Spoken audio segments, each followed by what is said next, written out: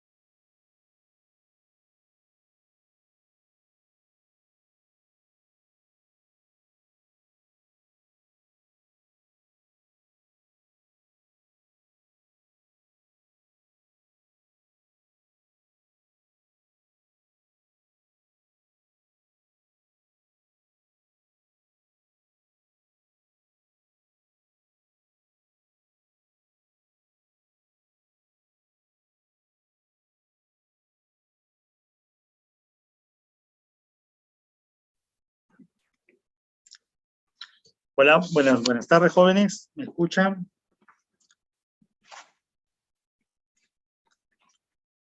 Hola, hola. Buenas tardes. ¿Qué tal? ¿Cómo están? Gracias por la espera. Acabo de tener unos procedimientos. Ya, vamos a... Bien. Hoy día vamos a tener una clase con ustedes. Voy a entrar un poco el audio para que me escuchen mejor. Ya, ahí está más claro. Muy bien. Hoy día vamos a tocar un tema que se llama rinitis alérgica, que es una patología bastante frecuente en la especialidad. Al final vamos a hacer unas preguntas y cualquier observación que tengan ustedes o quieren ampliar algún tema, me comentan, por favor. ¿Ya? Voy a compartir la pantalla para empezar ya la... Doctor, Hola, sí. doctor, se escucha bien y se ve su pantalla bien. Le quería hacer una pregunta, doctor. Le habla y le escucha, doctor Aguilera. ¿Cómo está? ¿Qué tal, doctor? Qué gusto. Sí, el gusto es mío, doctor Valdivia, siempre escucharle. Doctor, como estoy acá para salir de la Facultad de Medicina acá en La Molina, hay sitios por donde paso que se congela el Zoom. Entonces lo que voy a hacer para no entorpecer su teoría, la clase, ni de los chicos, lo voy a poner como anfitrión para que usted pueda moderar su clase. ¿Sí? Ya, fantástico, por favor. El monitor, pruébalo monitor y por ahí la red se congela y va a tener problemas con su clase, doctor. ¿Sí? Ya, pero por favor. Ya no como anfitrión, sino como invitado, ¿sí? Y usted va a comandar clase, ¿sí? Fantástico, gracias. Muchas gracias, doctor Aguilera. Un abrazo, doctor Valdivia, un gusto de escucharlo. Gracias, mío. Un abrazo. Gracias. Bien, jóvenes, para darle curso a la exposición, como les comentaba, vamos a tocar un tema de rinitis alérgica. Es una patología frecuente en la especialidad y tal vez muy relacionado con el tema de las características del medio ambiente en el que vive el paciente, en el que trabaja, en el cual se desarrolla sus actividades. Recordemos que el epitelio respiratorio es un epitelio especial que tiene un sistema de limpieza que se llama clearance, el clearance mucociliar, que se encarga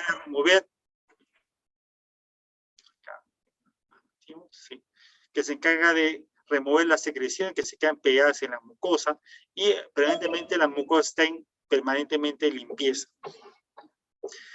Tenemos un epitelio pseudoestratificado, cilíndrico, ciliado, que va a contar con glándulas mucosas, glándulas caliciformes y glándulas, ¿no?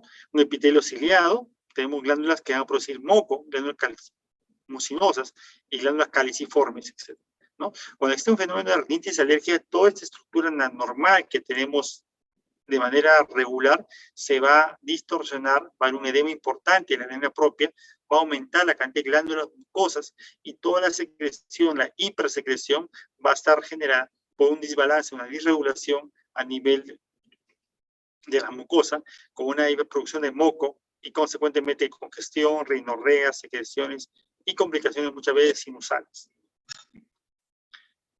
Rinitis alérgica se conoce como definición, es un fenómeno inflamatorio que va a afectar la mucosa respiratoria y va a estar medida por inmunoglobulina E.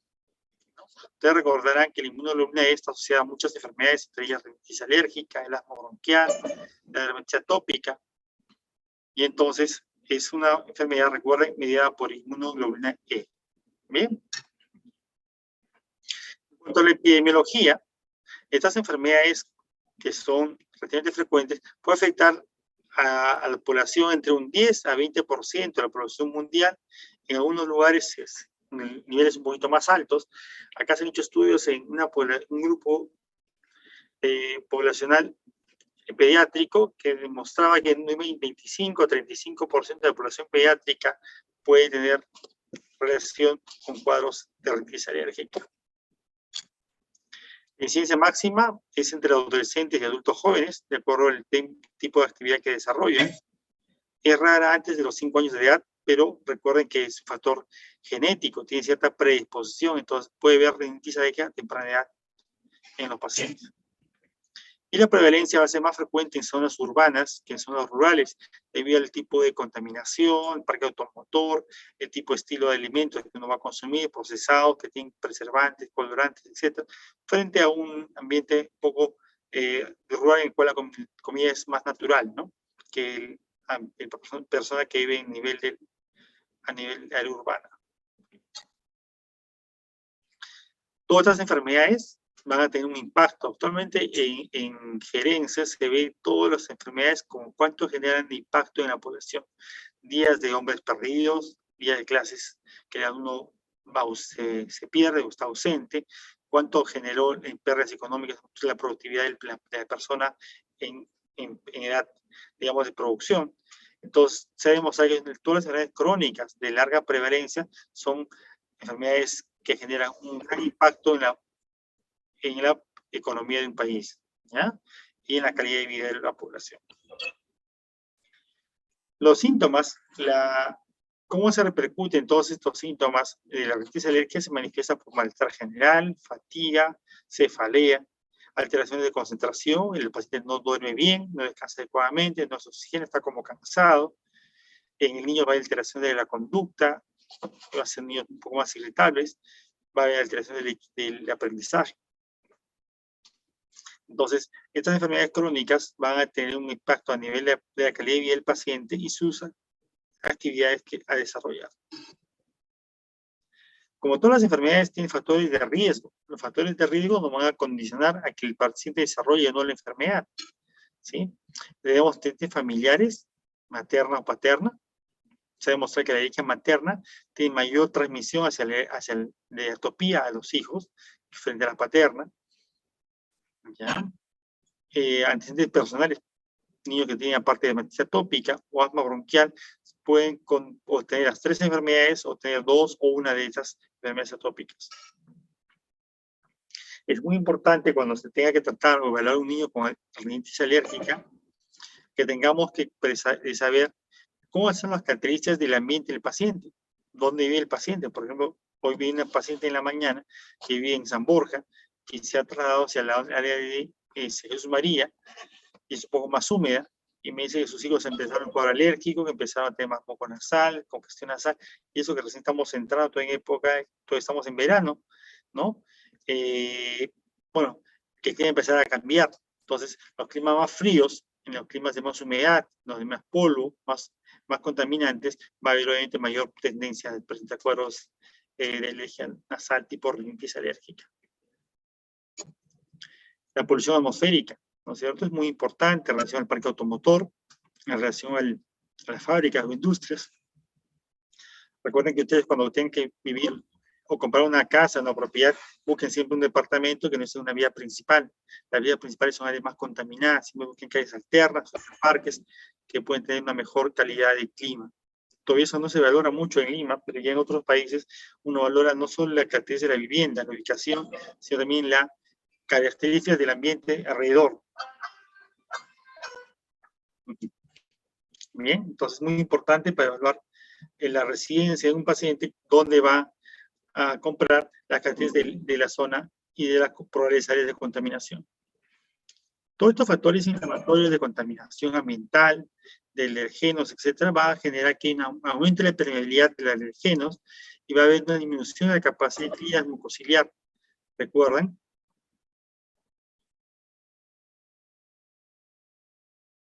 ¿Ya? Entonces, estos mecanismos de inflamación van a generar que el mosquito se vuelva mucho más viscoso, se queda retenido, porque los cilios van a empezar a perder la capacidad de motilidad, va a haber una mayor, digamos, posibilidad que haya una infección, porque si la secreción mucosa se queda retenida en la superficie y no hay el clearance, no hay la limpieza, entonces se puede sobreinfectar rápidamente y generar porosidad bacteriana. Vamos. Siguiente. Acá. Muy bien.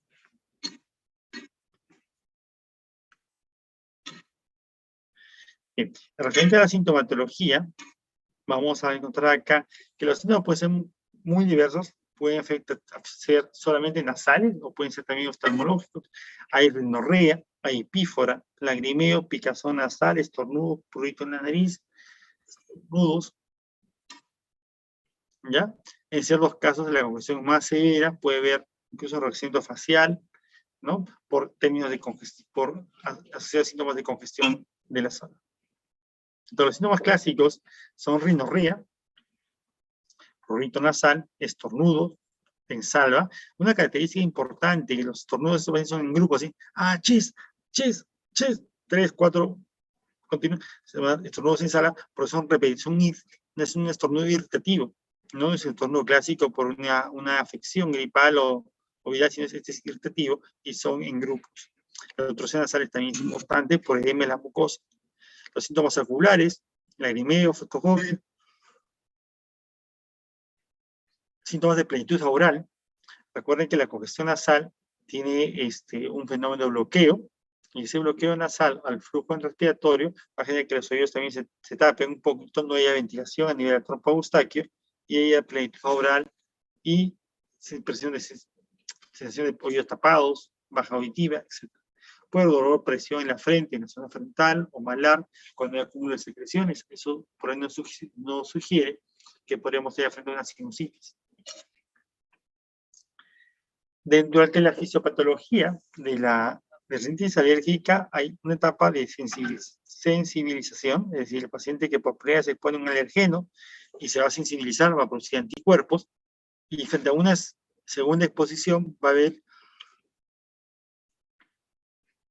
la liberación de los mediadores y producir todos los síntomas en cascada. Entonces, siempre todo fenómeno alérgico tiene una fase de sensibilización inicial y la fase, digamos, ya post-sensibilización, en el cual vienen todos los síntomas de manera más severos, ¿no? Y en respuesta al alergeno, es una respuesta secundaria al alergeno. Entonces, la fase de sensibilización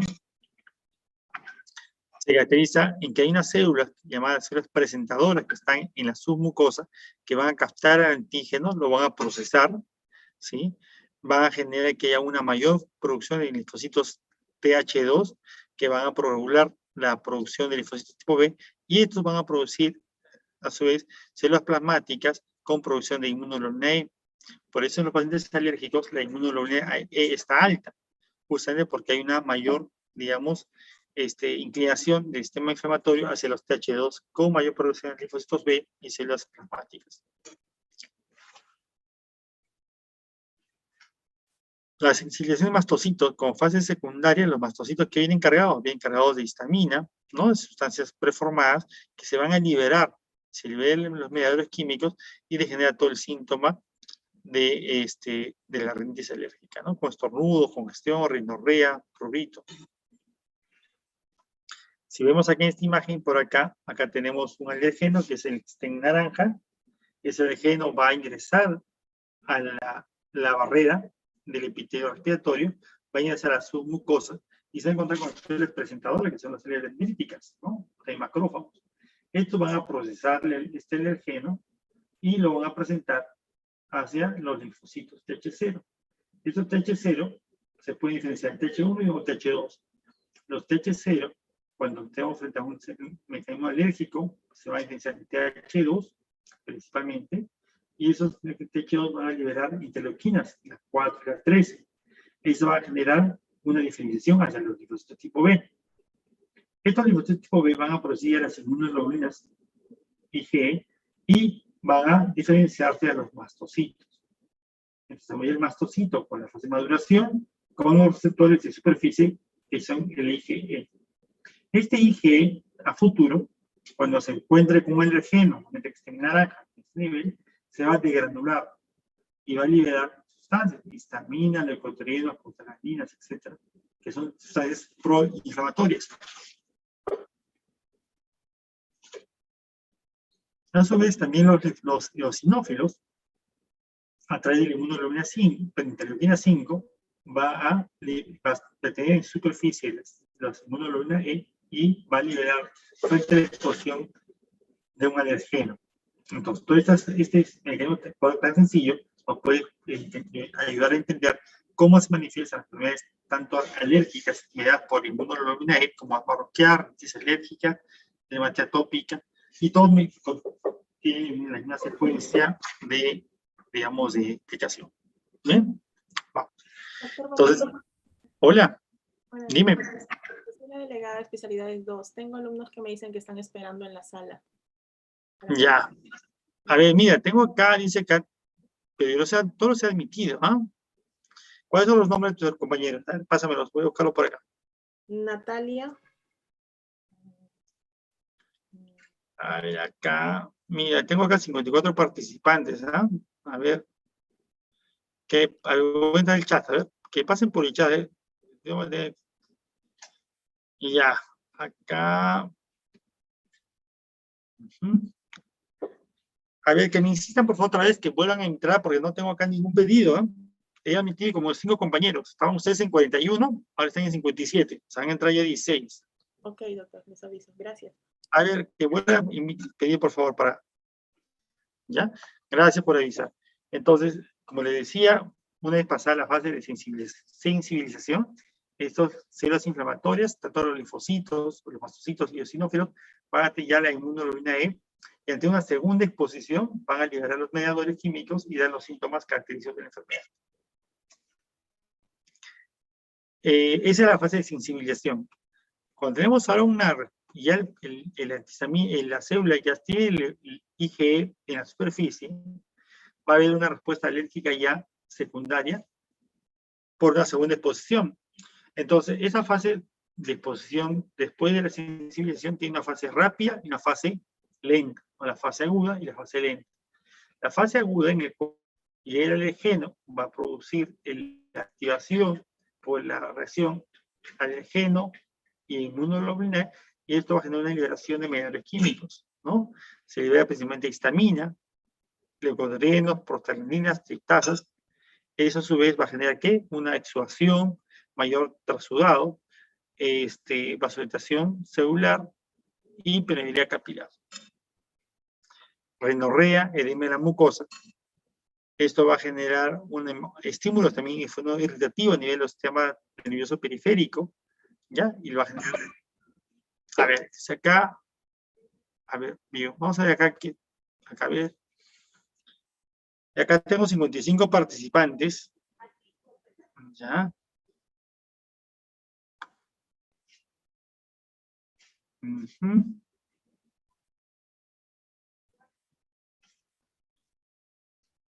Mira, chicos, no tengo acá me toca acá dice 4 personas están en la sala. Voy a entrar acá a revisar, ¿ya? Lo pongo en view. Acá, A ver, admitir, ¿dónde admitir? A ver. Admitir. Admitir. Admitir.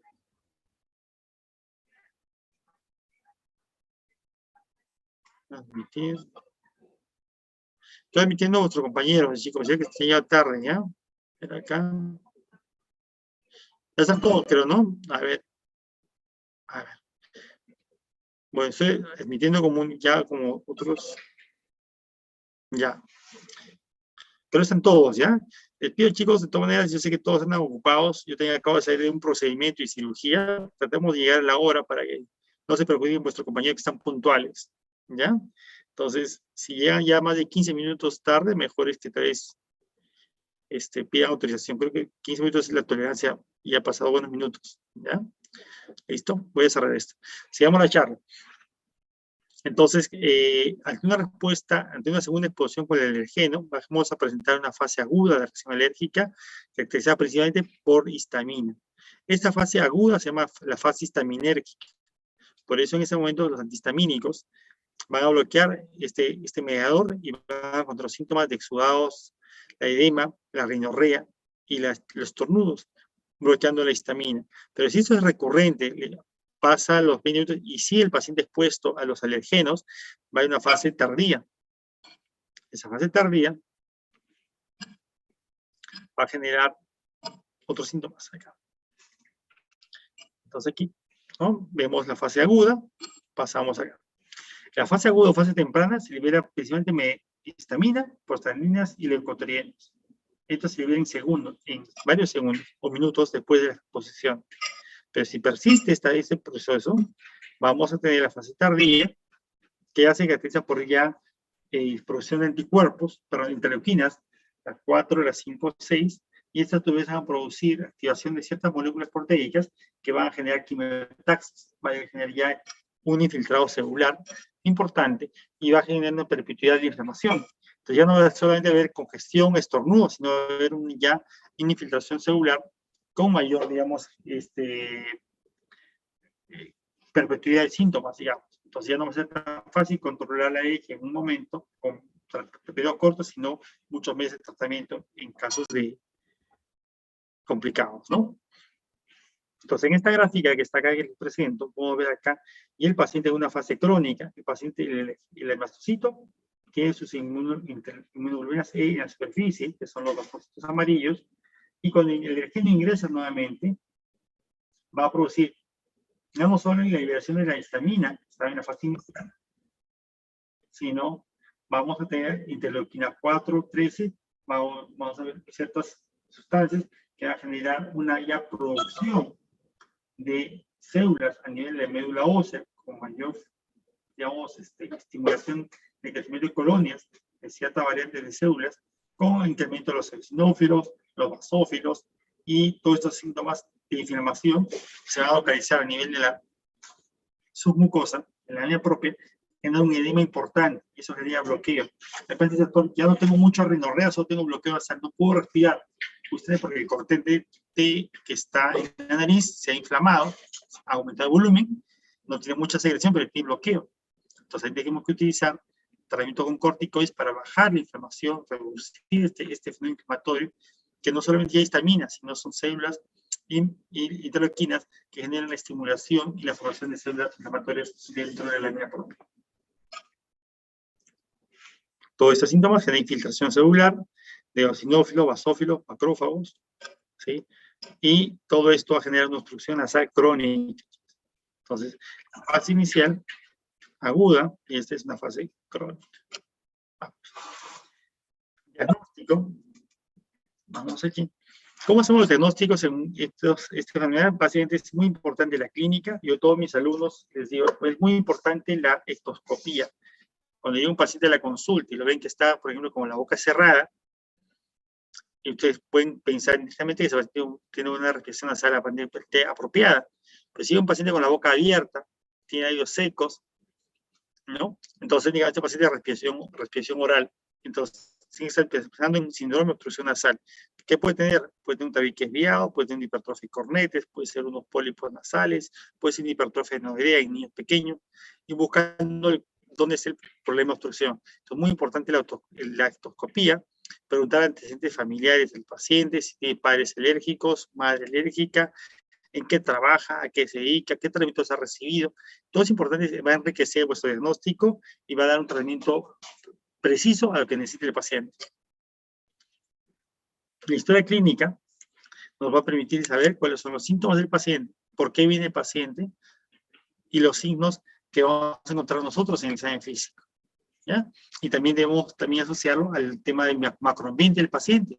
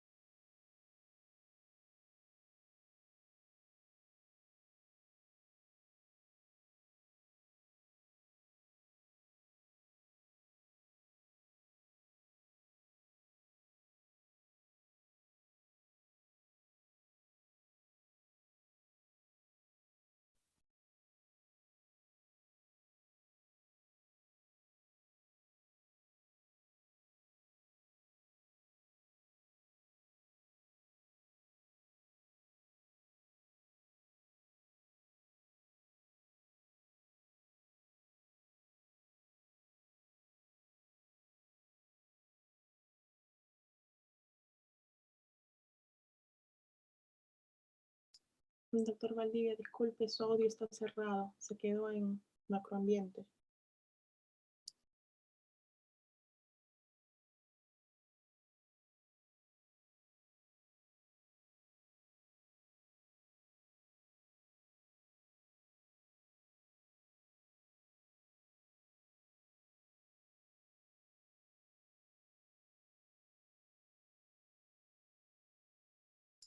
Doctor Valdivia, disculpe, su audio sigue cerrado.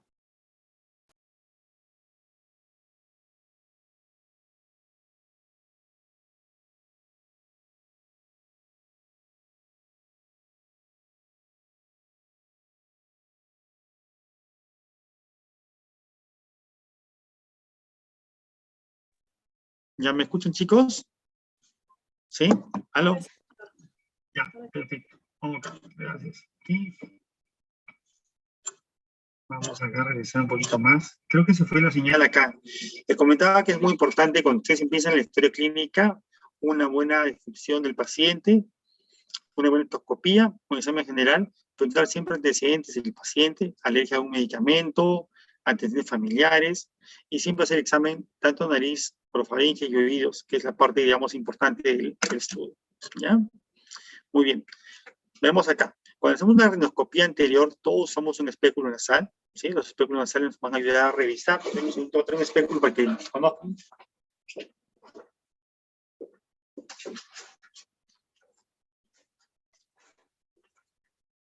Entonces, pongo un espéculo nasal. El espéculo nasal tiene un sistema acá.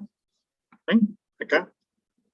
Entonces, tú puedes ingresar a la fosa nasal y explorar al paciente, mirar cómo está uno de otro lado y puedes explorar. Esto no lastima, es romo y no puede lastimar al paciente. Entonces, la radioscopía nos permite revisar cómo está la nariz. La nariz, recuerden que en profundidad va hasta la altura de la campanita, la úvula. Entonces, todo eso tiene entre 8 a 10 centímetros. Con una buena visión, uno puede visualizar gran parte de la fosa nasal. Eso se llama radioscopía anterior. A veces no es suficiente, necesitamos ingresar algo para ver la parte posterior. Tenemos que hacer uso de endoscopios para entrar y revisar la parte más posterior, que se llama endoscopía nasal en algunos casos, ¿ya? Pero básicamente una endoscopía es importante, con una buena fuente de luz, un espéculo nasal. Si usted me dice, doctor, no tengo espéculo nasal, con el otoscopio le ponen un espéculo de oído, esos que tienen las tapitas negritas, ¿ya? Uno bien gruesito, que tiene un diámetro un poquito ancho, le pueden poner al paciente y pedirle, señor, ya que le voy a revisar la nariz, no respire, Entonces ustedes le ponen y pueden revisar con la otoscopia también la nariz. El paciente no debe respirar, porque si respira, debe empañar el lente. ¿Ya? El paciente no debe respirar porque se puedan explorar con el otoscopio la nariz también. ¿Listo? Entonces, ¿qué encontramos en un paciente que tiene el cornete inflamado? Vamos a ver una mucosa blanquecina, ¿sí? Puede ser espesa o transparente. Este es un cornete inferior edematoso, grande, crecido, que está infiltrado de líquido. Entonces, la característica principal de los pacientes alérgicos es que la mucosa no es roja, como una sinusitis, como una bacteria, es pálida, un rosado pálido o plomizo. Vean esta diferencia de cornete. Este cornete es un cornete grande, hipertrófico, pero un cornete rojo. Y vean este. Esta es una mucosa alérgica, ¿ya? Y este que está acá es un corte inflamado que puede ser etiología infecciosa o una alergia nasal que se ha sobreinfectado. Puede ser una rinitis alérgica más una sinusitis, ¿sí? ¿Ya? Pero lo característico de un examen es esta mucosa, rosado pálido y secreción acuosa. ¿Bien? También podemos contar algunos exámenes. A veces tenemos que contar con el apoyo de la tomografía. Pero en esta tomografía que vemos acá, vemos los senos maxilares, están acá en la flechita, acá también. Vemos la órbita, vemos el cerebro y la base de cráneo, la base de cráneo anterior. Entonces la nariz cursa un rol en una parte muy importante, está entre las órbitas, las paredes orbitarias, y la base de cráneo. Por eso es que la zona de la nariz es una zona bastante delicada, y antes le llaman el triángulo de la muerte, ¿no? Por cualquier infección que había en la zona acá podría ingresar hacia el cerebro y complicarse un cuadro neurológico. Actualmente las tomografías, las endoscopías nos permiten hacer anuncios precisos y tratamientos muy puntuales para con mínimos efectos o mínimas complicaciones. Pueden estar con una óptica acá, ¿sí? Limpiar este contenido. Si hay un pólipo acá, lo puedo limpiar sin mayor daño, ¿sí? Hay pacientes que tienen abscesos a nivel de la órbita, ¿sí? Y se les complica, y puedo hacer un drenaje del absceso a través de la pared. Puedo ingresar por acá, retirar esta lámina, que es la epigracia, y hacer una incisión en la periórbita para que drene por aquel absceso ocular, ¿sí? Puedo hacer cirugías de base de cráneo también, puedo ingresar por la nariz a través de esta lámina, la fovea, y hacer cirugías de base de cráneo junto con un neurocirujano. El otorrino hace el ingreso, libera todo esto y el cirujano cierra con esto, con una fascia o un injerto, y cerramos la mucosa. Entonces son cirugías, la nariz es una zona que tiene mucha relevancia actualmente por los abordajes que se hacen transorbitarios y en cirugías de base de cráneo. Entonces la nariz es punto clave. Una hipertrofia cornete severa podría complicarse con un tema sinusal, con unas complicaciones orbitarias, y raramente con infecciones cerebrales, pero podría haber una infección aguda, alguna complicación central, o sea, en el nivel del sistema nervioso central. ¿Bien? Entonces, cuando tengo un paciente con rinitis alérgica, y ahí hice el examen físico, hice la anamnesis, y necesito complementar las pruebas. Recuerden que no siempre el diagnóstico de rinitis alérgica es clínico por lo general, pero si un paciente que viene de forma repetida, doctor, siempre tengo toda la cuestión nasal todo el año, no puedo respirar, y son varios médicos, me dan tratamientos y siempre recaigo. Entonces, estos pacientes hay que saber a qué reaccionan. Entonces, ¿puedo hacer exámenes básicos? Sí. Le puedo pedir primero un hemograma, para ver cómo son los leucocitos, cómo están los eosinófilos. Puedo pedir las pruebas de inmunoglobulina E, la que está acá.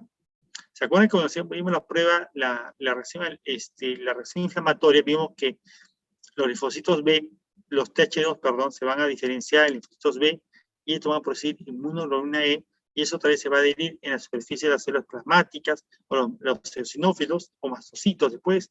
Entonces, esta inmunoglobulina E se incrementa en pacientes alérgicos. Entonces, yo puedo usar en sangre cuánto tiene el paciente de inmunoglobulina E. Y eso me dirá, este paciente está con niveles elevados. Probablemente nos va a indicar que tiene un tema alérgico. Pero también los enteroparásitos pueden producir aumento de la inmunoglobulina E. Entonces, pero es un dato a tener como referencia, ¿ya? Después podemos pedir un panel alergias. Un perfil de alergias en el cual uno puede hacer dosaje específico de IgE para qué alergenos, para los ácaros, para los mohos, para el alergeno del gato, del perro, etc. Uno puede hacer un dosaje específico de IgE para cada tipo de sustancia, que se llama panel de alergias o perfil alérgico. Después tenemos una prueba que se llama el PRIC test. ¿El PRIC test qué consiste? El PRIC test consiste en hacer una evaluación en la piel del paciente le ponen el brazo, acá, una serie de inoculan de alergenos y esperan unos minutos para ver cuánto reacciona. Entonces, uno puede hacer pruebas in vivo, que es un test para ver, coloco alergenos en la piel del paciente por inoculación con un estilete y veo a cuál reacciona. Es una prueba de alergias in vivo. Y la prueba de alergias in vitro es el dosaje de IgE específico, este que está acá. ¿Ya?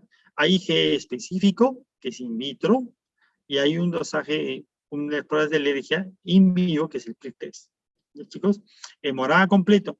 ¿La citología nasal se puede pedir? Sí. ¿Puedo pedir un hisopado del moco nasal? Sí. ¿Qué voy a encontrar? Células eosinófilos en mayor nivel de lo normal. ¿Ya? No es tan frecuente pedir hisopados, no pido hisopados, pido IgE, puedo pedir alérgico, y puedo pedirle un prick test y lo envío a un interconsulta al alergista para que le haga el prick test. Recuerden que el prick test eso lo debe hacer un alergista. Estos pacientes que tienen IgE elevada, si ponen un alergeno en cantidades elevadas, puede ser un shock anafiláctico el paciente. Entonces es importante que esa prueba de prick test, la prueba in vivo, lo haga un alergista en un lugar donde tengan todo el apoyo para hacer una reanimación en caso de que el paciente tenga un shock anafiláctico. Otros exámenes que puedo pedir, como son las radiografías de senos paranasales, las tomografías en caso de complicaciones.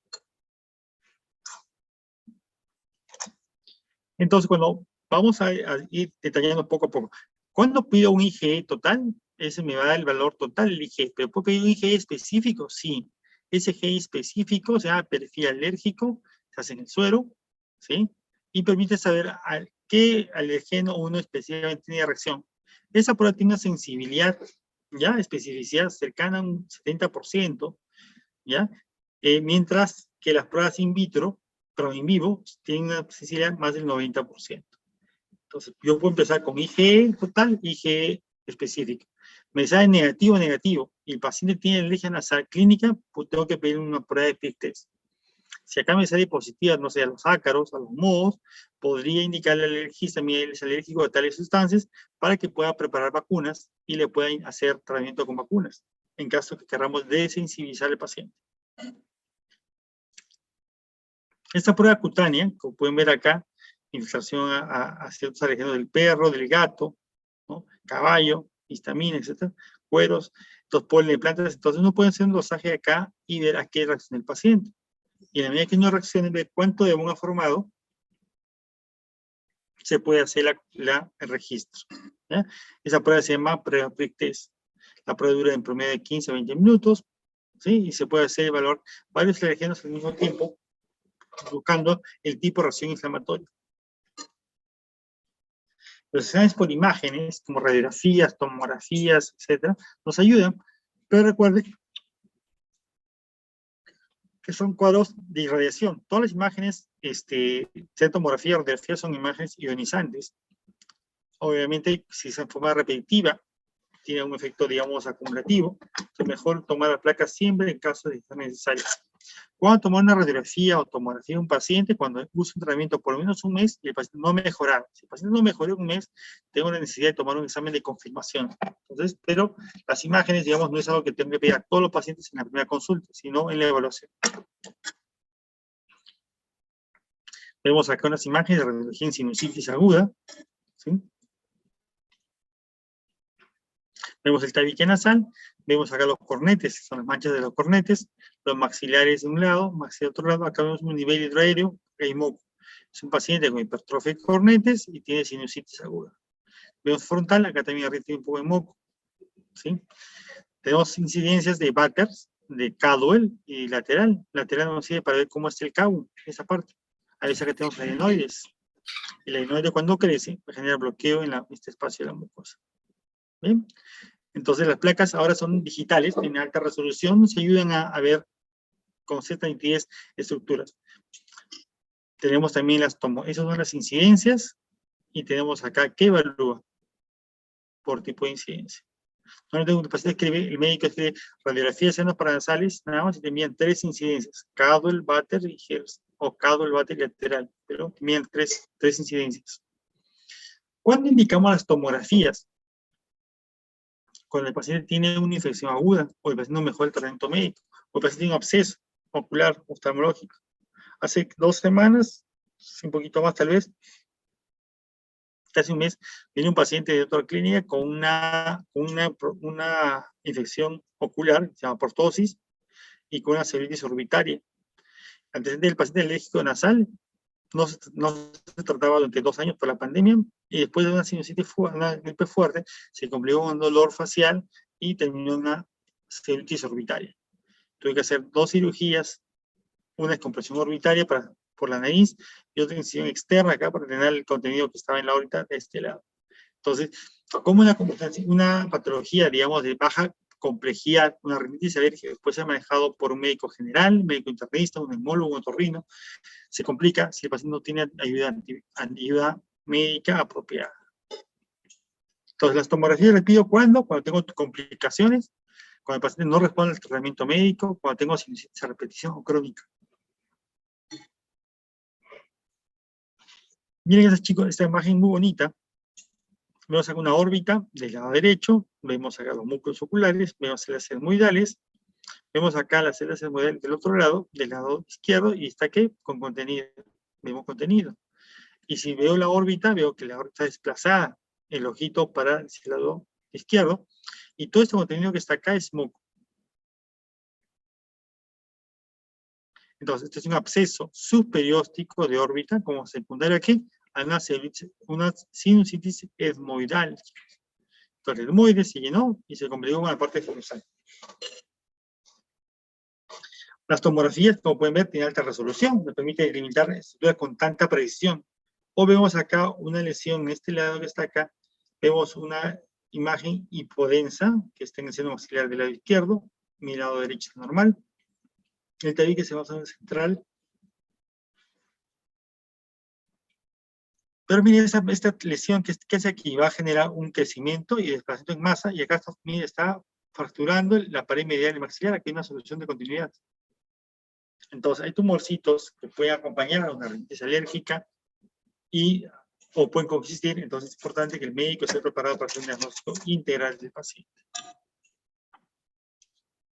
Usamos el uso de endoscopías, tenemos endoscopías nasales para hacer estudios. Vamos a ver acá este estudio, miren. Acá, por ejemplo, estamos encontrando acá que tiene un tabique nasal desviado, con una válvula nasal colapsada.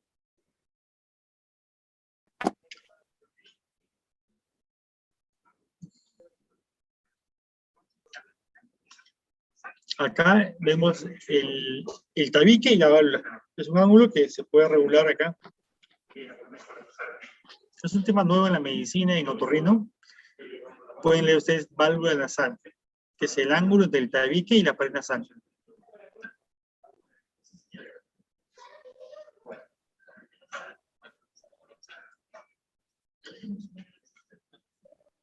Entonces, cuando tenemos la endoscopía,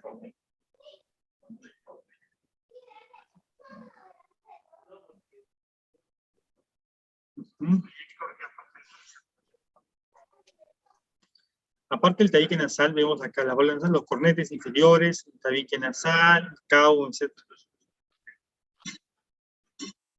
¿Sí? El tratamiento médico, entonces tenemos, para resumir, el tratamiento médico, la amnesis, el examen físico, exámenes complementarios. Los exámenes complementarios de imágenes, cuando el tratamiento ha fallado, cuando quiero confirmar el tratamiento, siempre en la segunda consulta. ¿Ya? De 10 pacientes que vengan a la consulta, 7 se van a mejorar con el tratamiento que ustedes le van a entregar en la primera consulta. Y ya no van a regresar también. 3 pacientes van a regresar para la consulta. En esos pacientes hay que tomarles tomografías de sangre porque ver por qué no ha mejorado con el tratamiento médico. ¿Ya? Muy bien. En algunos casos, el tratamiento médico ha fallado y tengo que hacer un tratamiento quirúrgico. ¿Cuándo es un tratamiento quirúrgico? Cuando los cornetes están muy crecidos, o cuando el tabique es desviado, o veo pólipos, o una lesión que esté complicando la permeabilidad de la fosa nasal. Vamos a emplear ahora el tratamiento médico. ¿Cómo es el tratamiento médico? Usamos primero antihistamínicos de primera y segunda generación. Usamos, ¿cuáles? La clorfenamina, loratadina, cetiricina, desloratadina, fexofenadina. Todos ellos pueden tener asociado a un vasoconstrictor, que es es un antihistamínico con vasoconstrictor que es la pseudoefedrina. La pseudoefedrina asociada a la histamina, asociada a la loratadina, va a ser loratadina más pseudoefedrina, cetiricina más pseudoefedrina, fexofenadina más pseudoefedrina. Todo lo que tiene pseudoefedrina son vasoconstrictores potentes y ayuda a despejar más rápidamente la fosa nasal. Lo usamos en fases agudas. Recuerden que hay fase aguda y fase tardía. En fase aguda, un antialérgico es suficiente. Si el cuadro persiste, hay que usar tratamientos ya, digamos, más completos. Tenemos corticoides tópicos, oral e intramuscular, para despejar la fosa nasal, ¿sí? Usamos antihistamínicos con pseudoefedrina, como les comentaba, con vasoconstrictor. Corticoide de depósito, si el paciente tiene una infección marcada, importante, puedo usar ampollas intramuscular, como los corticoides de depósito, para bajar la inflamación de manera más rápida. Siempre valorando riesgo-beneficio. Todos los tratamientos tienen riesgo-beneficio, ¿ya? Lavados con suero salino, sí, es muy usado en los últimos años. La gente se lava con agua con sal en la nariz porque ayuda a remover los alérgenos que están pegados en la mucosa. Medidas higiénicas, claro, perfecto. Entonces, esto es todo lo que puedo usar de tratamiento médico: antihistamínicos, corticoides tópicos, corticoides intramusculares, corticoides orales, antihistamínicos con pseudoefedrina, o corticoides de depósito, lavado nasales, etc. ¿Ya? Pero, ¿qué es lo que me va a guiar? ¿Qué usar en cada paciente? La intensidad de los síntomas. Esa es una clasificación de área que es muy interesante, que clasifica la rinitis alérgica en dos grupos. Intermitentes, cuando los síntomas son menos de 4 días a la semana y menos de 4 semanas al año, o persistentes, cuando los síntomas duren más de 4 días por semana y sean más de 4 semanas, más de un mes de síntomas continuos, ahí llamamos persistente. Y por la severidad leve, cuando el paciente tiene síntomas de alergia nasal, pero hace su vida normal, hace ejercicios de deportes, trabajo sin problema. Y cuando el cuadro es moderado o severo, aquí se ve afectación del estado general. El paciente acá tiene alteración del sueño, no hace deporte, falta de trabajo, tiene ausencias en el colegio, etc. Entonces, si los síntomas son moderados, que te altera tu estado de actividad normal, vas a ser moderado o severo. Si tú tienes síntomas y estás haciendo tu vida normal, es un rango leve, ¿sí? Es importante que lo entiendan así. Entonces, de acuerdo a la severidad, tenemos, por ejemplo, un intermitente leve, moderada, severa, ¿sí? Puedo usar antihistamínicos, que son alergenos, evitar alergenos irritantes, usar descongestiante nasal, que son tratamientos cortos, antihistamínicos con pseudoefedrina.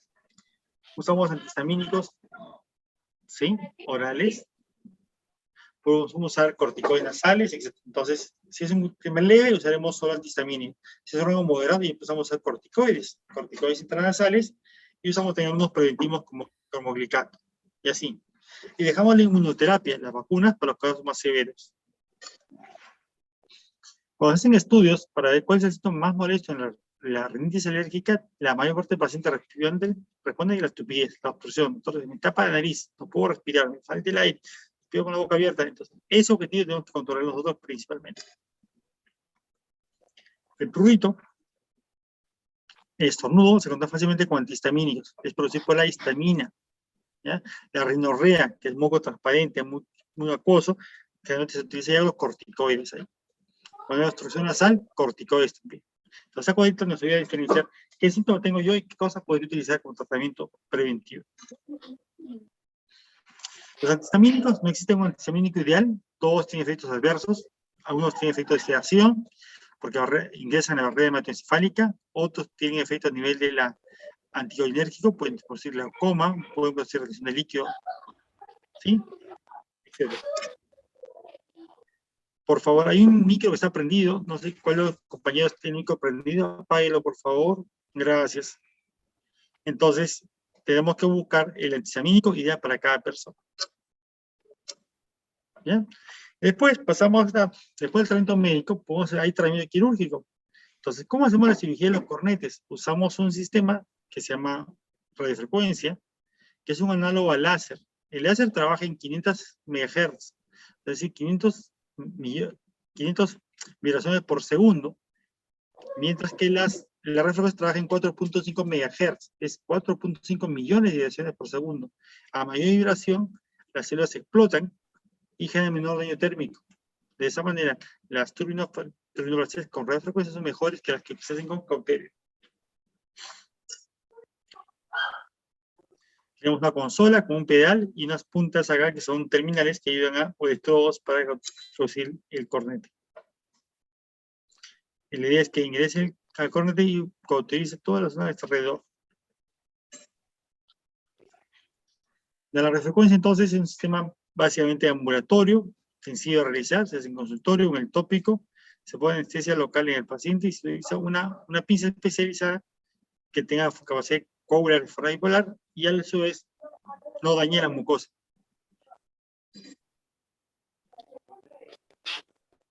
Acá voy a ver una prueba, una endoscopia en mi corte grande, severo, de la fosa izquierda, el tabique nasal. El otro lado, la fosa derecha, tiene tabique desviado. ¿Sí? Tremendo cornete.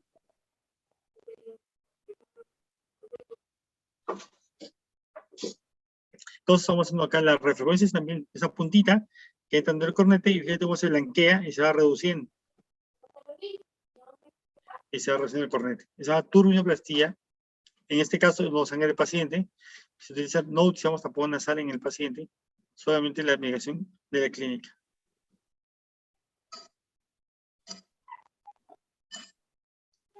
Bien, chicos, eso es lo que tenía preparado para ustedes. Si tienen alguna pregunta, pueden hacerme las preguntas del caso. Bien, ¿cómo están? A ver, voy a hacer yo, si no hacen preguntas, yo voy a hacer 5 preguntas al azar, chicos. Así que con un pequeño resumen, a ver si están todos atentos. A ver, vamos con Ángela Mendoza. Ángela, ¿cómo estás? Buenas tardes. Buenas tardes, doctor. Hola.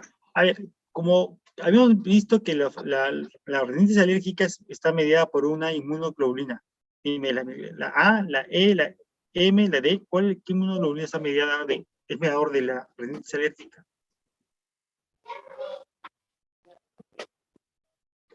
A ver, Ángela.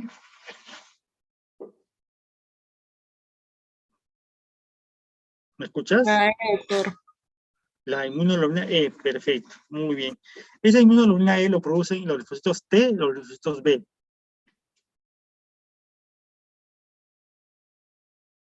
Los linfocitos T. T. Ya, no, Ángela, no. Y los linfocitos B. Los linfocitos T son los natural killers, son los linfocitos que son de inmunidad celular, mientras que los linfocitos tipo B son de inmunidad humoral. Es linfocitos B. Pero está bien, gracias por la Gracias. buena respuesta, chicos. A ver, vamos a avanzar un poquito más vamos haciendo acá entrando los compañeros, a ver. Aldair Rafael. Sí, doctor. Hola, ¿qué tal? Bien, ¿tienes alguna pregunta para el tema? ¿Rinitis? Sí.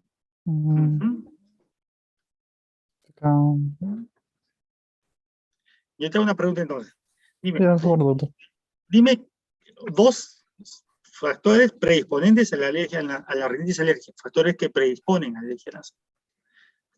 Tengo esta pregunta, dicen, mencione 3 sustancias o 3 factores de riesgo o desencadenantes de alergia nasal. ¿Qué pondrías? Eso sería,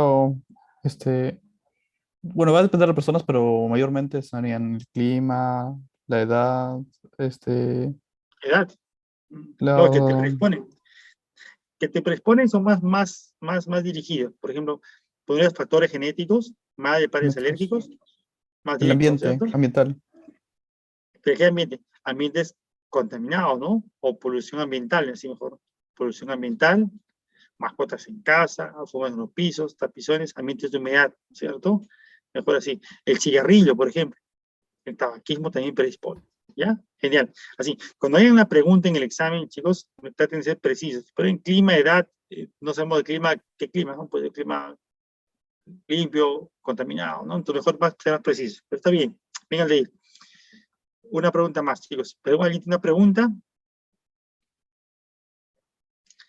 Ahora vamos con Cristian Jean-Pierre. Cristian. Doctor, Hola. sí. ¿Qué tal? Hola. Habíamos visto que la alergia nasal tiene una fase primero de sensibilización. Uno se sensibiliza por primera vez, uno nunca fue alérgico a nada, inhaló, no sé, ácaros y empieza a hacer los síntomas. Ante una segunda exposición viene la fase, digamos, de desencadenamiento, en la cual se desencadenan los síntomas. Hay una fase rápida y una fase tardía, ¿no? La fase inicial, en una respuesta alérgica, es mediada por la histamina o mediada por los leucotrienos, las citoquinas, factor de necrosis tumoral, etc. La fase aguda es por histamina o por otros mediadores. ¿Por histamina? La fase, también, gracias. Muy bien. La fase inicial en la reacción inflamatoria alérgica es histaminergia, chicos. Por eso somos mucho antihistamínicos. Antihistamínicos en fases iniciales corta los síntomas de manera rápida. Si el paciente es una expuesta crónicamente y ya va a haber mayor edema, hay que usar corticoides asociados. Si se dan cuenta con los síntomas, cuando le presenté la tabla de tratamientos médicos, si hay un paciente, doctor, tengo rinorrea nasal, moco nasal amarillo, transparente, estornudo mucho, ¿cuántos días? 2, 3 días. Puedo usar antihistamínicos por una semana y se me quedan los síntomas, por lo general. Entonces me dice, doctor, tengo mucha moco nasal, hace 3 meses que no puedo respirar muy bien, se me tapa el ronco en la noche, 3 meses, obstrucción nasal, edema, eso ya es una fase tardía, hay inflamación, hay remodelación, el tejido más edematoso, hay que usar corticoides más antihistamínicos. Entonces el tratamiento voy a darle en base a los síntomas del paciente y los hallazgos del examen físico, pero voy a saber si es una fase inicial o tardía, también por el tiempo de enfermedad que tiene el paciente. Entonces, detalles muy puntuales nos van a ayudar a hacer el diagnóstico preciso y sobre todo un tratamiento adecuado. Recuerden que ahora los pacientes van a internet, están chequeando información, van a un médico, van a otro médico, así que piden segunda opinión. Entonces es muy importante que el médico en la primera consulta tenga un diagnóstico preciso y si hace un diagnóstico preciso va a ser el tratamiento efectivo. ¿Ya? Recuerden que la medicina es un arte, ¿no es cierto? Basada en ciencia. Lo basamos en ciencia, pero el arte de medicar a un paciente va a depender de cómo lo clasificas, en qué nivel de severidad lo clasificas y qué es lo más adecuado para el paciente, ¿no? Bien, chicos. ¿Tienen alguna pregunta ustedes? Voy a ver el chat, si hay una pregunta en el chat. Acá dice, doctor, buenas tardes. La hipertrofia de cornetes también mencionó Nestasia. Sí. Los cortes hipertróficos, que son cortes grandes, por lo general tienden a mejorar con los corticoides nasales. Hay sprays nasales tópicos, se aplica en la nariz acá, tópicamente, por 2-3 meses, y el cornete se atrofia, se adelgaza y respira muy bien. Entra a cirugía el paciente cuando los cortes son muy grandes y el paciente ha usado el tratamiento médico y no ha mejorado. Doctor, he usado sprays nasales 2-3 meses, sigue cerrada, no respiro bien, siempre tengo recaídas. Ese paciente por dentro entra a sala. ¿Qué se hace? Tenemos la radiofrecuencia como un láser que entra y cauteriza el cornete, lo vaporiza y se reduce el cornete y el paciente puede respirar mejor. ¿Ya? Solo cuando los cuadros son muy severos. Acá Jimmy, ¿verdad? Se puso tabaco, si el tabaco es un factor que predispone a cuadros de alergia, sí. ¿A los cuántos días se llama fase tardía? No. La fase tardía no se relaciona al tiempo de enfermedad, sino al tiempo de exposición de los alergenos. Si los alergenos, uno se expone a los alergenos en un periodo, digamos, este es mi alergeno, este es mi inmunoglobulina E. Entonces acá está mi eosinófilo o mastocito, llega el alergeno, lo contacta y en ese momento empieza a liberar los síntomas. ¿Qué libero? Libero histamina. Y la histamina actúa en minutos. Empieza a producir moco, rinorrea, estornudos. Estornuda frente a un alergeno. Uno hace una limpieza de su biblioteca y empieza a estornudar. Esa es una reacción aguda al segundo, porque en minutos empieza a dar estornudos. Si sigo trabajando en la biblioteca, sigo limpiando, voy a terminar esto con la nariz tapada. No respira bien. ¿Por qué? Ya no solo el moquito, sino la mucosa que se ha hinchado y ahí sí requiere otro tratamiento médico. Con corticoides. Entonces la fase aguda solo dura entre 15 a 20 minutos nada más. Después ya viene la fase tardía. Después de los 20 minutos ya es fase tardía. Entonces, dependiendo cuánta exposición tenga el paciente en tiempo, va a ser mayor cantidad de síntomas, ¿no? Entonces, en una fase inicial, tú puedes tratar con antihistamínicos solamente, pero es un paciente que tiene ya edema de cornetes grandes, es un paciente que ya está en fase, digamos, tardía, hay infiltración de tejidos, hay edema, necesita usar corticoides, ¿ya? La fase aguda solo es de 15 a 20 minutos y de ahí viene la fase tardía en adelante. Otra pregunta dice, ¿doctor, es común recomendar lavado con suero salino? Sí. El suero salino, recuerdo, yo digo a los pacientes, la nariz es como un filtro que tenemos en la nariz que filtra aire, calienta, humidifica. Nosotros respiramos el aire que tiene alérgenos, se van a quedar las partículas en la fosa nasal.